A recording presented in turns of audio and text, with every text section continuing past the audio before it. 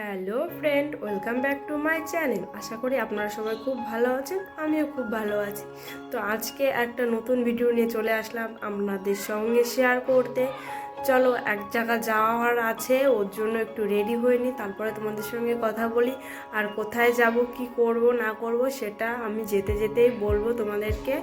আচ্ছা, তাহলে বেশি কথা না বলে জলদি জলদি ঝটপট রেডি হয়ে নিই।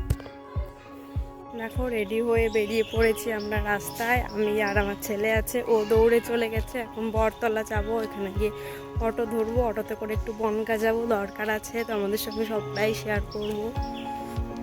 আগে বটতলা, প্রথমে অটোতে করে হেলেঞ্চা চলে যাব, তারপরে ওইখান থেকে বনগাঁতে যাব। তো বনগাঁতে কেন যাব সেটা তো তোমাদের সঙ্গে বলাই হয়নি। বনগাঁতে যাব কারণ আজকে আমার ননদিনীর জন্মদিন। তো ওদের বাড়ি দত্তপুকুর, ওর জন্য ওকে দত্তপুকুর পর্যন্ত আমি আর যাবো না। ওকে বললাম তুই বনগাঁতে আয়, আমিও বনগাঁতে আসছি, তো ওইখানেই দেখা হয়ে যাবে, সেই উদ্দেশ্যে যাচ্ছি। হেলেঞ্চা থেকে বাসে উঠে আমি বনগাঁর উদ্দেশ্যে আবার রওনা হলাম। তো ভাবলাম ওর সঙ্গে যখন দেখাই হচ্ছে, তো একটা কেক নিয়ে যাওয়াই যাক ওর জন্য। তো একটা কেক কিনে নিলাম মিউমোর থেকে, কারণ মিউমোরে কেক ছাড়া না ও খায় না।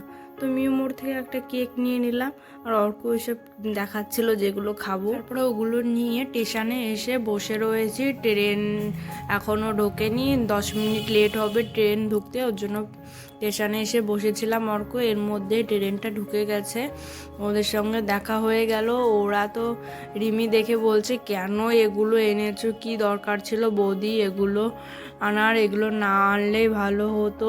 আমি বললাম না, তোর জন্মদিন একটু দরকার তাই নিয়ে আসলাম।